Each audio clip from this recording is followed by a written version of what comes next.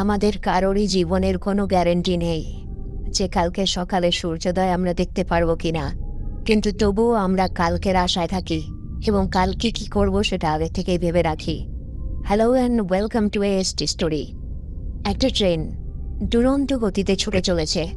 একটা অভিশপ্ত রাত, বাইরে ঘন অন্ধকার, জোরে ঝড় বয়ে চলেছে বাইরে, আর ট্রেনের ভেতরে কতগুলো রহস্যময় মানুষ বসে আছে। তারা একে অপরকে না চিনলেও এই ট্রেনে কিন্তু তারা উঠেছে একটা বিশেষ উদ্দেশ্যে, এবং সবার উদ্দেশ্য একই। কি সেটা? আর সবচেয়ে অদ্ভুত ব্যাপার হলো এরা ব্যাস আজকের রাত অবধি জীবিত থাকবে, কালকের সূর্যোদয় এরা দেখতে পাবে না। কিন্তু কেন? পুরো মুভিতে ঘিরে আছে প্রচুর রহস্য। থ্রিলার মুভির যদি ফ্যান হয়ে থাকো তাহলে এই মুভিটা একটা চরম লেভেলের হতে চলেছে তোমার জন্য। আর শেষে এমন কিছু বেরিয়ে আসবে যা কল্পনার বাইরে ছিল। একটা ইউনিক লেভেলের thriller ASD story presents night train. Movie শুরু হয়, দেখা যায় একটা ট্রেন প্ল্যাটফর্মে এসে দাঁড়ায়। ট্রেনটা বেশ ফাঁকা, বেশি লোকজন নেই। সব মিলিয়ে মাত্র 5 জন যাত্রী ছিল এই বড় গোটা ট্রেনটাতে। তো চলো পরিচয় করে নেওয়া যাক এই যাত্রীদের সঙ্গে। ইনি হলেন পেট। না, আমার পেট তোমার পেট নয়, এর নামই হলো পেট। ইনি একজন পেশায় সেলসম্যান। এনাকে দেখা যায় এর নাম হলো ক্লোই, এ ডাক্তারি পড়ছে। মিসেস ফ্রয় নামের একজন বৃদ্ধা মহিলাকে দেখা যায় এবং তার পোষা কুকুর যার নাম পুচি। এবং দুজন জাপানি লোক ছিল, একজনের নাম ইয়ামাশিতা আর একজনের নাম হিরো। ট্রেনটা যেখানে এসে থামলেও সেখান থেকে দুজন গার্ড নেমে আসে, মাইন্স আর ফ্র্যাঙ্কি। এরা এদিক ওদিক দেখতে থাকে যে ট্রেনে সবকিছু ঠিকঠাক আছে কিনা। কিন্তু ট্রেনটা ছাড়তেই যাবে এমন সময় একটা লোকের চিৎকার শুনতে পেয়ে গার্ডরা থতমতো খেয়ে পিছনে ফিরে দেখে এত শীতের মধ্যে বাইরে যখন বরফ পড়ছে তখন এই রাতের অন্ধকারে ঘন কুয়াশার মধ্য দিয়ে একটা লোক জঙ্গলের দিক থেকে উৎপ্রান্তের মতো ছুটে আসছে আর চিৎকার করে ট্রেনটাকে দাঁড়াতে বলছে। ট্রেনের প্রধান গার্ড হলো মাইন্স সে লোকটার সঙ্গে কথা বলার চেষ্টা করে। তাকে সে জিজ্ঞেস করে যে তোমার কাছে ট্রেনের টিকিট আছে? লোকটা কোনো জবাব দেয় না। লোকটা কি যেন একটা ওষুধ খায়। গার্ডরা ভেবে নেয় হয়তো তাদের ভাষা বুঝতে পারছে না লোকটা। মাইন্স ওই লোকটাকে ট্রেনে উঠে আসতে বলে। লোকটার সাথে একটা ছোট বাক্স ছিল, আর সেই বাক্সটাকে এমনভাবে আঁকড়ে ধরেছিল যেন মনে হচ্ছিল বাক্সটার ভেতরে বিশেষ মূল্যবান কিছু একটা রাখা আছে। এরপর লোকটা পেট আর ক্লোই যে কামরায় ছিল সেখানে এসে বসে। পেটকে দেখেই বোঝা যায় সে প্রচুর পরিমাণে মদ খেয়েছিল। সে নিজের সুটকেসটা বের করে একটা ছোট্ট মদের বোতল ওই লোকটাকেও দেয়। লোকটা আবারও কিছু একটা ওষুধ বের করে ওই মদটা দিয়ে সেই ওষুধগুলো খায়। এর খানিকক্ষণ পরে মাইন্স সেই লোকটার কাছে টিকিটের টাকা নিতেন সেই কামরায় আসে। কিন্তু মাইন্স লোকটাকে অনেকবার করে ডাকতে গেলেও লোকটা কোনো সারা শব্দ করছে না দেখে মাইন্সের কেমন একটা খটকা লাগে। লোকটা নিজের মুখের ওপরে যে টুপিটা চাপা দিয়ে বসেছিল, মাইন্স তার মুখের ওপরে টুপিটা সরাতেই দেখা যায় লোকটার মুখ দিয়ে ফেনা উঠে গেছে। মাইন্স বুঝতে পারে যে লোকটা আর বেঁচে নেই, হয়তো স্ট্রোক বা হার্ট অ্যাটাক করেছে কিছুক্ষণ আগে। এসব দেখে ক্লোই বলে হয়তো লোকটা সেকানল খেয়েছিল। এই ওষুধ বেশি খেলে শরীরে রক্ত চলাচল বন্ধ হয়ে যায়, আর ধীরে ধীরে কিছু বোঝার আগেই মানুষ মারা যায়। আর এই ওষুধ খাওয়ার পর মদ খেলে তো মৃত্যু একদম অবধারিত। মাইন্সও ভাবতে থাকে যে লোকটা ট্রেনে ওঠার সময় ওই ওষুধগুলো খাচ্ছিল। হঠাৎ করে পেটের নজর পড়ে লোকটা সে বাক্সটার দিকে, যে বাক্সটাকে সে আঁকড়ে ধরে বসেছিল। পেট দেখে ওই বড় বাক্সটার ভেতরে একটা ছোট কাঠের বাক্স রাখা আছে, কিন্তু সে বাক্সটা তুলতে গেলেই মাইন্স অনেক জিনিসে হাত দিতে বারণ করে আর বলে তোমরা কেউ বড় স্টেশন না আসা অবধি কিচ্ছুতে হাত দেবে না, যা ব্যবস্থা করার আমি করছি। কিন্তু মাইন্স সেখান থেকে চলে যাওয়ার পরই পেট আর কৌতূহল ধরে রাখতে পারে না। সে আবার সেই বাক্সটায় কি আছে দেখার জন্য এগিয়ে যায়। ক্লোইও তাকে বারণ করে, কিন্তু সে কোনো কথা শোনে না। এরপর সেই বাক্সটার ভেতরে যা আছে সেটা দেখতে পেয়ে পেটের চোখ জল জল করে ওঠে। কিন্তু বাক্সটার ভিতরে সে কি দেখে সেটা দেখানো হয় না মুভিতে। পেট সঙ্গে সঙ্গে ছুটে মাইন্সের কাছে যায় এবং মাইন্সকে বলে যে লোকটা যে মারা গেছে সেটা কাউকে জানাবেন না, এবং মাইন্সকে তাদের কামরায় সে ডেকে নিয়ে আসে। তারা কামরায় ফিরে গিয়ে দেখে ক্লোই সেই কাঠের বাক্সটা হাতে নিয়ে ওটার ভেতরে যা আছে সেটা অবাক হয়ে দেখছিল। মাইন্স ক্লোইর হাত থেকে সেই বাক্সটা নেয় যে বাক্সটার ভেতরে কি আছে দেখার জন্য, এবং মাইন্সও অবাক হয়ে যায়। সে যেন নিজের চোখকে বিশ্বাস করতে পারে না। এ বাক্সটার ভিতরে আসলে এমন কি আছে যে যেই দেখছে সেই অবাক হয়ে যাচ্ছে, তারই চোখ জলজল করছে। বাক্সটার ভেতরে কি কোনো মহামূল্যবান ধনসম্পত্তি আছে? না, বাক্সটার ভেতরে এমন কিছু আছে যেটা কল্পনার বাইরে, যেটা একটু পরে জানা যাবে। তারা বাক্সটা খোলার অনেক চেষ্টা করে কিন্তু খুলতে পারে না, কারণ বাক্সটা এমনভাবে আটকানো, এই বাক্সটাকে না ভাঙা যাচ্ছে না খোলা যাচ্ছে। বাক্সটার ওপরে এমন একটা জালি লাগানো আছে যেখান দিয়ে শুধুমাত্র ভেতরে কি আছে সেটা দেখা যায়, কিন্তু বাক্সটাকে খোলা যাচ্ছে না বা সেটার ভেতরের কোনো কিছুকে বের করা যাচ্ছে না।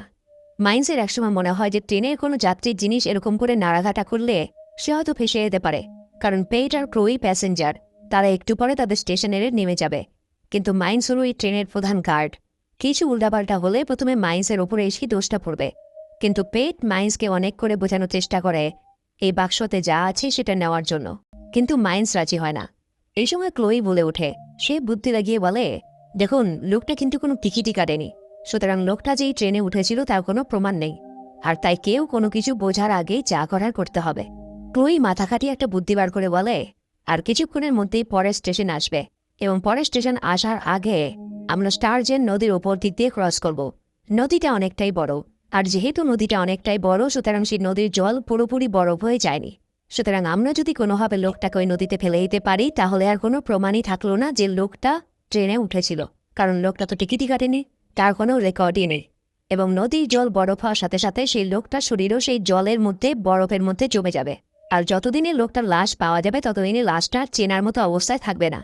কিন্তু মাইন্স তাও রাজি হয় না, এবং সে বাক্সটা নিজের সাথে নিয়ে এসে কামরা থেকে বেরিয়ে যায়। ওদিকে মাইন্স নিজের কেবিনে বসে সে বাক্সটা নিয়ে ভাবতে থাকে তার এখন কি করা উচিত। মানুষটা তো মারা গেছে, মারা যাওয়া মানুষের জিনিসটার ওপরে কি সেই মৃত মানুষটার আর অধিকার আছে? তার ওপরে বাড়িতে মাইন্সের অসুস্থ স্ত্রী আছে, টাকার অভাবে চিকিৎসাও করাতে পারছে না। ওই বাক্সের ভেতরে যা আছে, যা সে দেখেছে, সেটা বিক্রি করে সে যা টাকা পাবে তাতে স্ত্রীর চিকিৎসা ভালো মতো করাতে পারবে। কিন্তু অন্যদিকে সে এটাও ভাবতে থাকে অন্যের জিনিস নেওয়া পাপ হবে না তো। এদিকে ক্লোইর মনে হতে থাকে যে মাইন্স যেহেতু বাক্সটা নিজের সাথে করে নিয়ে গেছে, সুতরাং বাক্সের ভেতরে যা কিছু আছে মাইন্স সেটা নেওয়ার চেষ্টা করছে এবং তাদেরকে ঠকাচ্ছে, কারণ বাক্সটা তো তারা 3 জন পেয়েছিল। এমন সময় মাইন্স তাদের কামরায় ফিরে আসে। মাইন্স এসে সেই কামরার নিচে একটা গুপ্ত লকারের মধ্যে বাক্সটা রেখে চাবিটা দিয়ে দেয়, আর বলে, যদি কথা মতো আমরা লাশটাকে নদীর জলে ফেলতে পারি তাহলেই ওই বাক্সটাতে হাত দেওয়া যাবে। আর মনে রেখো, কোনো রকম করে উল্টোপাল্টা কিছু করার চেষ্টা করবে না, কারণ এই চাবিটা আমার কাছেই থাকবে। এরপর তারা 3 জনে মিলে একটা প্ল্যান বানায়। ওই লোকটাকে এমনি এমনি জলে ফেলা যাবে না, কোনো একটা বড় সুটকেস বা ট্রাঙ্ক লাগবে, কারণ এমনি এমনি জলে ফেলে দিলে হয়তো লাশটা ভেসে থাকতে পারে, কিন্তু ভারী একটা কিছুর মধ্যে ভরে সে লাশটাকে ফেলে দিলে যেমন বাইরে থেকে দেখা যাবে না, ঠিক তেমনই সেটা জলের নিচে চলে যাবে। আর তাছাড়াও সেই লাশটাকে টেনে একদম ট্রেনটার শেষ প্রান্তে নিয়ে যেতে হবে এবং সেখান থেকে লাশটাকে নদীর মধ্যে ফেলতে হবে। ট্রেনটা যখন সেই বড় নদীটার ওপরের ব্রিজটা দিয়ে ক্রস করবে তখন তারা সেই সুটকেস ভর্তি লাশটাকে নদীর জলে ফেলে দেবে। এরপর ট্রেনের মধ্যে পঙ্গু লোকেদের চলাফেরার জন্য যে হুইল চেয়ার থাকে সেই হুইল চেয়ারে মৃতদেহটাকে বসিয়ে কোনো রকমের সবার নজরে এড়িয়ে 3 জন মিলে ট্রেনের একদম শেষ প্রান্তে নিয়ে আসে। কিন্তু এবার আরেকটা সমস্যা দেখা দেয়, একটা প্রাপ্তবয়স্ক লোকের বডি পুরোপুরি এঁটে যাবে এরকম কোনো সুটকেস বা ট্রাঙ্ক সেখানে ছিল না। এটা দেখে সবার মাথায় হাত। কি করা যায় এখন? এত কষ্ট করে একটা বুদ্ধি বার করে লাশটাকে এত দূর নিয়ে আসার পরেও যদি লাশটাকে ফেলার মতো বাক্স না পাওয়া যায় তাহলে তো বিরাট সমস্যা। ঠিক তখনই খইর মাথায় একটা অদ্ভুত বুদ্ধি খেলে যায়। সে ট্রেনের মধ্যে যে রান্নাঘর ছিল সেখানে যায়, আর ট্রেনের অন্য একটা গার্ড যার নাম ছিল ফ্র্যাঙ্কি তাকে এড়িয়ে একটা মাংস কাটার ধারালো ছুরি নিয়ে আসে। মাইন্স আর পেট কিছুই বুঝতে পারছিল না যে ক্লোই ঠিক কী করতে চাইছে। ক্লোই কেমন একটা অদ্ভুতভাবে ঠান্ডা গলায় বলে, দেখুন, আমাদের হাতে আর বেশি সময় নেই, নদীটা আসার আগেই আমাদের যা করার করে ফেলতে হবে। আমি ডাক্তারি পড়ছি, আমি জানি একটা মানুষের দেহকে কিভাবে কাটা যায়, কত টুকরো করা যায়। আপনাদের কিচ্ছু করতে হবে না, যা করার আমি করব। আর এটা ছাড়া এখন আমাদের হাতে কোনো উপায় নেই, কারণ এত বড় বাক্স নেই যেখানে এই মানুষটার লাশটাকে রেখে দেওয়া যায়। সুতরাং এই লোকটার দেহটাকে টুকরো টুকরো করে তারপর বাক্সের মধ্যে ভরতে হবে। মাইন্স আর পেট ক্লোইর মুখ থেকে এইসব কথাগুলো শুনে অবাক হয়ে যায়। একটা মেয়ে একটা মানুষকে এত সহজে কুপিয়ে কুপিয়ে টুকরো করার কথা বলছে, তাও আবার ঠান্ডা মাথায়। মাইন্স আর পেটের মাথায় ঘুরে যায়।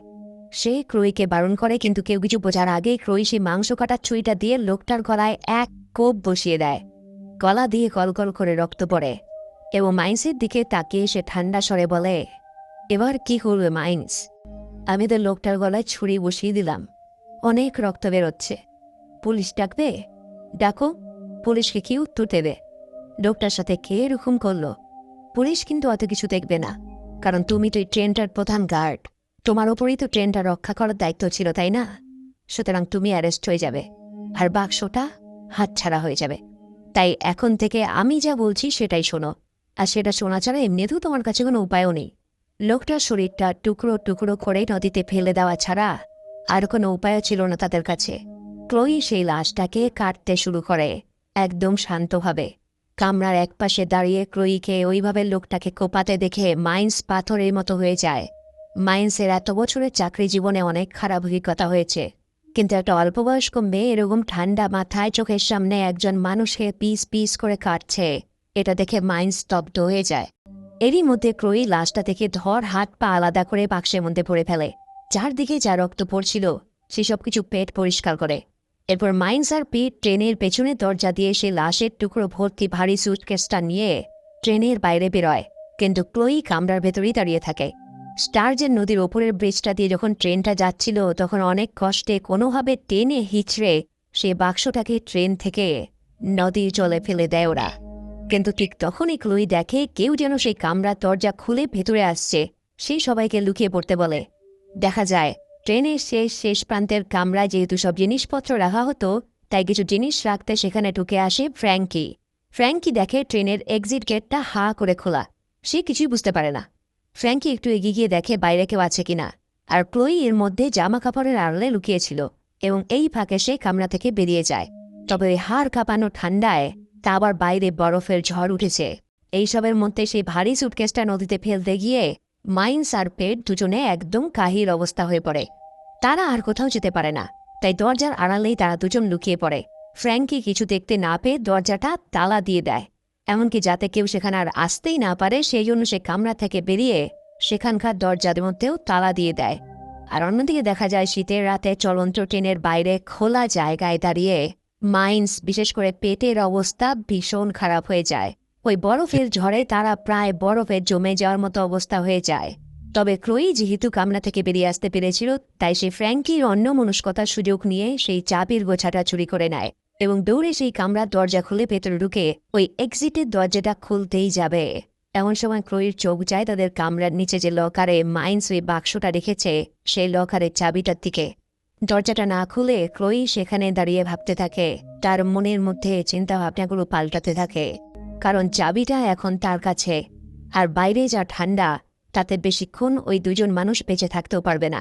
আর যেহেতু তারা তিনজন ছাড়া বাক্সটার ব্যাপারে অন্য কেউ জানে না, সুতরাং বাইরে ওই দুজন যদি মারা যায় তাহলে বাক্সের ভিতরে যা আছে সেটা সম্পূর্ণ ক্লোই একাই নিতে পারবে।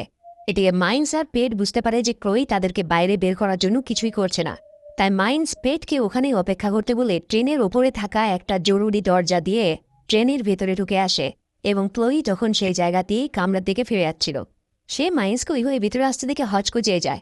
সে বুঝতে পারে তার প্ল্যান এখন আর কাজ করবে না, কারণ মাইন্স তার ভেতরে চলে এসেছে। সুতরাং সে মাইন্সকে মিথ্যে কথা বলে। সে বলে, এই তো আমি চাবিগুলো চুরি করে নিয়ে যাচ্ছিলাম যাতে তোমাদেরকে ওই দরজাটা খুলে ভেতরে নিয়ে আসতে পারি। মাইন্স ক্লোই থেকে চাবিটা নিয়ে দরজা খুলে পেটকে ভিতরে নিয়ে আসে, এবং অত ঠান্ডায় পেট তখন প্রায় অর্ধেক জমে গেছে।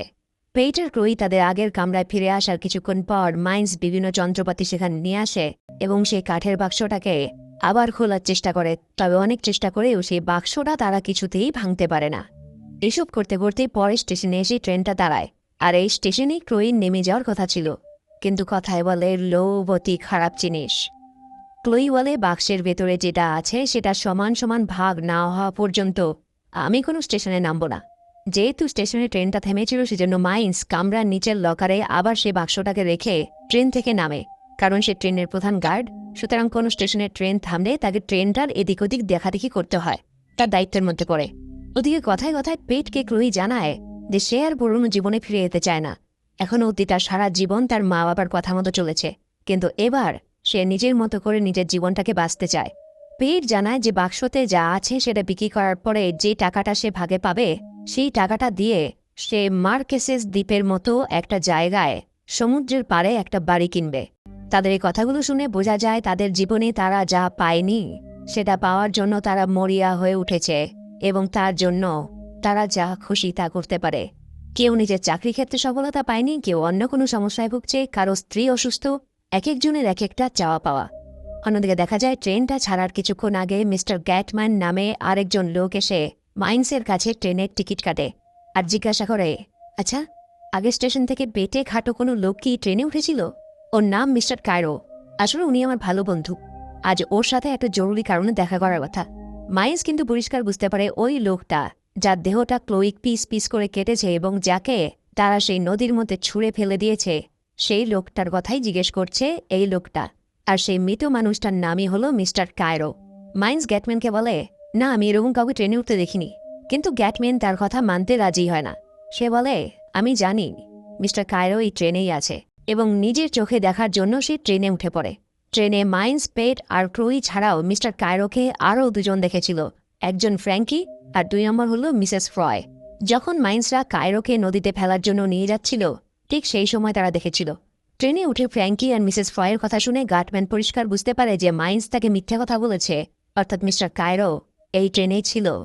সেই সোজা পেট আর টই যে কামরায় ছিল সেখানে চলে যায় আর তাদের দিকে বন্দুক তাক করে বলে, বাক্সটা কোথায়? যদি নিজেরা বেঁচে থাকতে চাও তাহলে চুপচাপ বাক্সটা বের করে দাও। এমন সময় সেখানে মাইন্স চলে আসে আর লোকটাকে বাক্সটা বের করে দেয়। কিন্তু লোকটা বাক্স হাতে তুলে নিতেই অদ্ভুতভাবে তার হাতের মধ্যে ছ্যাঁকা লাগে আর বাক্সটার বন্দুক দুটোই নিচে পড়ে যায়। এবং অদ্ভুত ব্যাপার, সে বাক্সটার নিচে থেকেই গরম হয়েছিল। এই সুযোগে পেট গাটম্যানের বন্দুকটা নিজের হাতে তুলে নেয় আর তাকে শাসিয়ে সেই কামরা থেকে বেরিয়ে যেতে বলে। কিন্তু গাটম্যান তাদেরকে কেমন ভয়ার্থ গলায় বলে, দেখো, তোমরা কিন্তু ভুল করছো। আমি বা কায়রো ছাড়াও এই বাক্সটার ওপরে কিন্তু আরও লোকের নজর আছে। তোমরা যদি এই বাক্সটা নিয়ে নাও, তোমরাও কিন্তু একটা বড় বিপদে জড়িয়ে পড়বে। আর তোমরা কি হয়েছ? ওই বাক্সটার ভেতরে যা দেখতে পেয়েছো সেই সবের কোনো অস্তিত্ব আছে? বাক্সের ভেতরে তোমরা যা দেখেছ সবকিছুই তোমাদের চোখের ভুল। ওই বাক্সটার আসল সত্যি জানতে চাও? তাহলে শোনো, ওই বাক্সটা একটা অভিশপ্ত বাক্স। ওর ভেতরে যে একবার দেখে, পরের দিন সূর্য ওঠার আগেই তার মৃত্যু হয়। শারীরিক মৃত্যু যদি নাও হয়, মৃত্যু হয় মনুষ্যত্বের। মানুষ আর মানুষ থাকে না, সে লোভে অন্ধ হয়ে পরিণত হয় একজন হিংস্র পিশাচে। তাই বলছি, আমার কাছেও এটার চাবি আছে। এই বাক্সটা আমায় দিয়ে দাও, আমি ওর ভেতরে যা আছে সেটা নষ্ট করে দেব, আর তাহলেই আমরা সবাই বিপদমুক্ত হয়ে যাব। নয়তো কাল সকালবেলা সূর্যোদয়ে আমাদের মধ্যে কেউই দেখতে পারবে না। তার এসব কথা শুনে ওরা সবাই অবাক হয়ে যায়।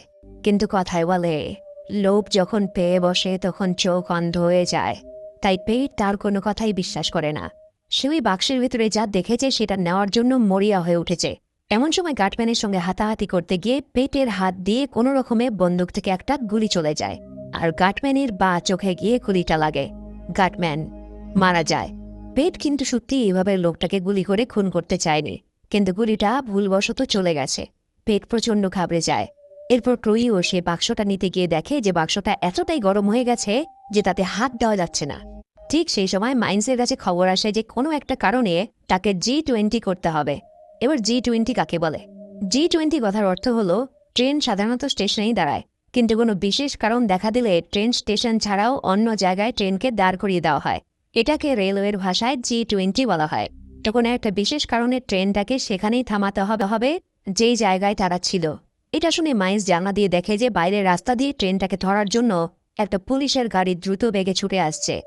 গলা শুকিয়ে যায় মাইন্সের, কারণ এই বাক্সটা ছাড়াও ভেতরে তখন আরেকটা মৃতদেহ তাদের সঙ্গে রয়েছে। ক্রুই বলে, আমার কাছে একটা আইডিয়া আছে।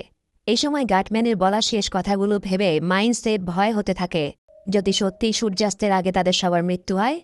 এসব নিয়ে তারা কথা বলছিল এবং এই সময় একটা জিনিস পরিষ্কার হয়ে যায় যে বাক্সটার ভেতরে তারা 3 জন আলাদা আলাদা জিনিস দেখেছে। এটা সম্ভব কি করে? একটা বাক্সের ভেতরে 3 জন আলাদা আলাদা জিনিস দেখল কেন? কি রহস্য এটার? কেউ সেই বাক্সটার ভেতরে বড় একটা হিরে দেখতে পেয়েছে, কেউ বা অন্য কিছু দেখতে পেয়েছে। এটা জানতে পেরে তারা আরও অবাক হয়ে যায়। একই বাক্সের মধ্যে আলাদা আলাদা জিনিস তারা কেন দেখল? কিন্তু ততক্ষণে ট্রেনটা থেমে গেছে আর এখানে দেখা যায় একজন ডিটেকটিভ বা গোয়েন্দাকে। এনার নাম হলো মেলভিল। সে তার 2 সহকর্মীকে নিয়ে ট্রেনে উঠে আসে এবং এদের হাত থেকে বাঁচার জন্য ক্লোই একটা প্ল্যান বানায়। মাইন্স বাইরে এসে গোয়েন্দা মেলভিলের সঙ্গে কথা বলতে শুরু করে। গোয়েন্দা বলে, স্টারজেন নদী থেকে একটা বাক্স পাড়ের দিকে ভেসে আসে, আর কিছু লোক যারা রাতে মাছ ধরতে বেরিয়েছিল সেই স্টারজেন নদীতে, তারা বাক্সটা খুলে দেখে তাতে একটা মানুষের লাশ টুকরো টুকরো করে ভরা আছে। আমরা খোঁজ নিয়ে দেখেছি, এই ঘটনাটা যখন ঘটে তার কিছুক্ষণ আগে একটা ট্রেন ওই নদীর ওপরের ব্রিজ ক্রস করেছে আর সেই ট্রেনটা হলো আপনাদের এই ট্রেনটা, তাই আমাকে এই ট্রেনের তল্লাশি নিতে হবে। এই বলে গোয়েন্দা প্যাসেঞ্জারের লিস্টের সাথে সব যাত্রীদের নাম মিলিয়ে মিলিয়ে দেখতে শুরু করে। আর এর মধ্যে ক্লোই আর পেট গাটম্যানের লাশটা কোনো মতে তুলে নিয়ে গিয়ে অন্য একটা কেবিনে ঢুকে পড়ে। তারপর গাটম্যানকে তারা সেই কেবিনের যেখানে লোকেরা নিজেদের মালপত্র রাখে সেখানে তুলে দেয় এবং ক্লোই পেটকে নিজের কথার জালে ফাঁসিয়ে গাটম্যানের লাশটা যেখানে রেখেছে সেখানে উঠে যেতে বলে। পেটও একটা সুন্দরী মেয়ের কথার ফাঁদে পা দিয়ে তাকে বিশ্বাস করে আর ওই লাগেজ রাখার জায়গাটায় উঠে পড়ে। আর ক্লোই সেই জায়গার দরজাটা বন্ধ করে দেয়, কারণ সে পেটকে বলে যে পুলিশের নজর থেকে বাঁচানোর এটাই একমাত্র উপায়। এবার পুলিশ যখন খোঁজ করে প্যাসেঞ্জারের লিস্ট, তারা দেখে ট্রেনের মধ্যে সব প্যাসেঞ্জারই ছিল, শুধুমাত্র পেটকে তারা দেখতে পায় না। আর স্বাভাবিকভাবেই পুলিশের সন্দেহ হয়। কিন্তু অদ্ভুত একটা ব্যাপার দেখা যায় যে যখন গোয়েন্দাটা জিজ্ঞাসাবাদ করছিল তখন ট্রেনে থাকা বাকি যাত্রীরা এমনকি ক্লোইও পেটের বিরুদ্ধে সাক্ষী দেয়। অর্থাৎ স্টারজেন নদী থেকে পুলিশ যে লাশটাকে পিস পিস অবস্থা পেয়েছে সেটার পিছনে পেটের হাত ছিল আর পেট তাকে খুন করেছে, পুলিশ এরকম সন্দেহ করছিল। এবং ট্রেনের যাত্রীরাও এটা বলে যে হ্যাঁ, পেট এটা করে থাকতে পারে, কারণ পেটকে দেখেই কেমন সন্দেহজনক মনে হচ্ছিল। এরপর দেখা যায় গোয়েন্দা মেলভিল তার বাকি সহকর্মীদের পাঠিয়ে দেয়, কিন্তু নিজে তদন্তের কারণে সেই ট্রেনের মধ্যেই থেকে যায়। অন্যদিকে ক্লোই যে কেবিনের মধ্যে মালপত্র রাখার জায়গায় পেটকে আটকে রেখেছিল, সে সেই কেবিনে ফিরে এসে সেই জায়গাটা একটা কালো মোটা টেপ দিয়ে পুরোটা সিল করে দেয়, যাতে বাইরে থেকে যতটুকু হাওয়া ভেতরে ঢুকছিল সেটাও আর না ঢোকে। অন্যভাবে বলতে গেলে ক্লোই পেটকে মেরে ফেলতে চাইছিল। ভেতর থেকে পেট আর্তনাদ করতে থাকে, চিৎকার করতে থাকে, ক্লোই তুমি এটা কি করছো? আমাকে এখান থেকে বের করো প্লিজ, আমি নিঃশ্বাস নিতে পারছি না, আমার দম বন্ধ হয়ে আসছে, আমাকে এখান থেকে বের করো। কিন্তু ক্লোই তার কোনো কথাই শুনছিল না। সে ঠান্ডা মাথায় শান্তভাবে সেই জায়গাটা সিল করে দিয়ে পেটকে খুন করছিল। এরপর ক্লোই মাইন্সকে গিয়ে বলে, শোনো, আমরা যেভাবে কায়রোর লাশটা ফেলে দিয়েছিলাম ঠিক একইভাবে আরও 2টো লাশের ব্যবস্থা করতে হবে।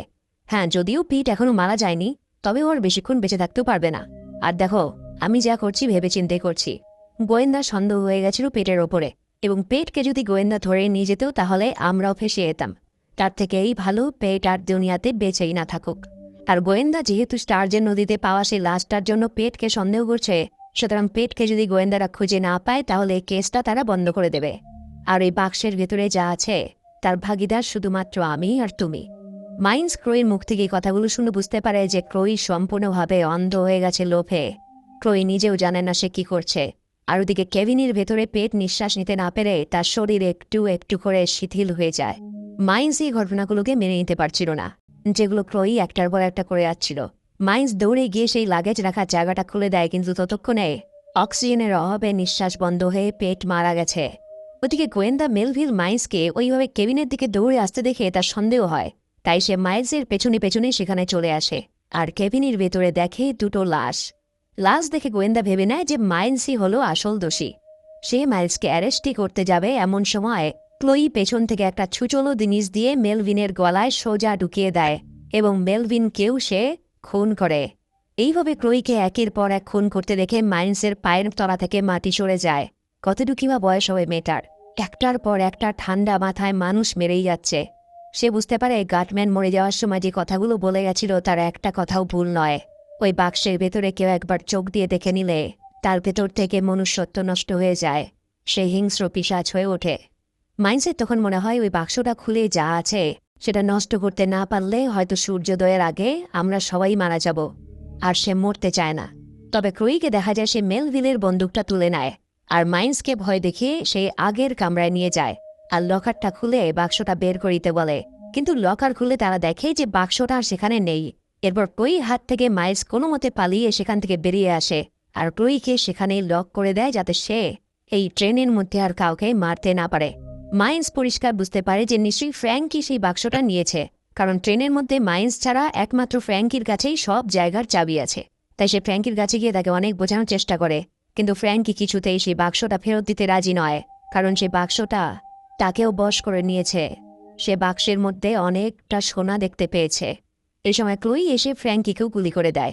সে কোনো রকমে কামরার লক খুলে বেরিয়ে এসেছে। এরপর ক্লোই মাইন্সকে ট্রেনটা থামচন থেকে এসে ফ্র্যাঙ্কি আর ক্লোইকে গুলি করে দেয়। দেখা যায় মিসেস ফ্রয়কে, আর মিসেস ফ্রয় আসলে কোনো পিতা মহিলাই নয়, সে একজন লোক যে কিনা ছদ্মবেশ ধরে ট্রেনে উঠেছিল সেই বাক্সটার খোঁজে। অর্থাৎ একটা জিনিস পরিষ্কার ছিল, এই ট্রেনের মধ্যে যতগুলো যাত্রী উঠেছে সবাই এই একটা বাক্সের লোভেই উঠেছে। আর সেই পেছন থেকে এসে ফ্র্যাঙ্কি আর ক্লোইকে গুলি করেছিল। অন্যদিকে দেখা যায় সেই জাপানি লোকগুলো এই সবকিছুর সঙ্গে যুক্ত। আর ওই জাপানি লোকদের মধ্যেই একজন, যার নাম ইয়ামাশিতা, আর মিসেস ফ্রয় যে সেজেছিল সে, তারা বাক্সটা নেওয়ার জন্য একে অপরকে গুলি করে। আর তারা দুজনেই দুজনের গুলিতে মারা যায়। গাটম্যান যা বলে গিয়েছিল সবকিছু সত্যিই হচ্ছে। আর তখন বাক্সটা এতটাই গরম হয়ে যায় যে সেটা জলে রাখা হলে সেই জলটাও ফুটতে শুরু করে। কারণ বাক্সটা নিয়ে একটা কথা প্রচলিত আছে যে কারো মারা যাওয়ার সময় হলেই সে বাক্সটা প্রচণ্ড গরম হয়ে যায়।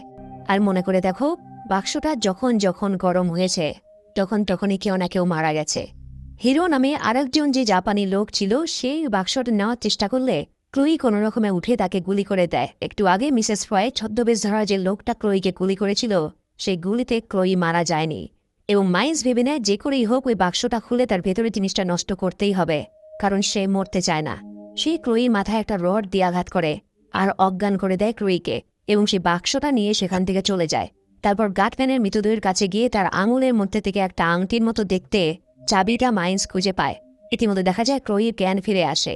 এরপর মাইন্স দৌড়ে গিয়ে সেই ট্রেনটার থেকে ইঞ্জিনটাকে আলাদা করে দেয়, কারণ ট্রেনটা আর কিছুতেই থামছে না। কোনো একটা অজানা অভিশাপের কারণে ট্রেনটা দুর্বার গতিতে ছুটে চলেছে। তবে মেইন জিনিসটা আলাদা করে দিলেও ট্রেন আর ইঞ্জিনের মধ্যে দুটো রড একটা মোটা টেপ দিয়ে জোড়া লাগানো ছিল, সেটা খুলতে একটু সময় লেগে যায়। আর ততক্ষণে ক্লোই সেখানে চলে আসে আর মাইন্সের বুকে ছুরি বসিয়ে দেয়। এবং এই সময় বাক্সটা ছিটকে ইঞ্জিনের বাইরের দিকে দোরগোড়ায় চলে যায়। আর সে বাক্সটাকে ধরতে গেলে বাক্সটা নিচে পড়ে যায় আর ক্লোই পড়ে যায় সেই ট্রেনের বডি এবং ইঞ্জিনের মাঝখানে। সেখানে কিছুটা চলে থাকার পর ক্লোই সেখান থেকে পড়ে মারা যায়। মাইন্স তাকে এত কিছুর পরেও বাঁচানোর চেষ্টা করে, কিন্তু শেষ রক্ষা হয় না। এরপর দেখা যায় ইঞ্জিন থেকে ট্রেনটা আলাদা করে দেওয়ার কিছুক্ষণ পর ইঞ্জিনটা বন্ধ করে মাইন্স নেমে সে রেল লাইনের ওপরে সে বাক্সটাকে খুঁজতে থাকে, কারণ সে চায় না ওই বাক্সটার জন্য অন্য কারো ক্ষতি হোক।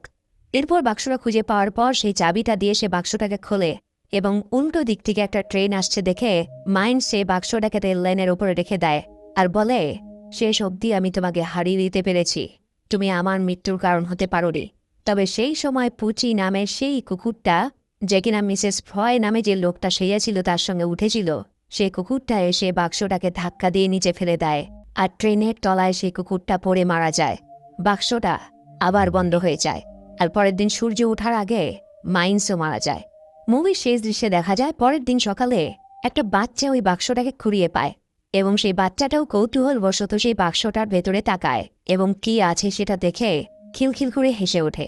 কিন্তু অবাক ব্যাপার, বাচ্চাটার কিন্তু কিছুই হয় না। আর এখানেই মুভিটা শেষ হয়ে যায়।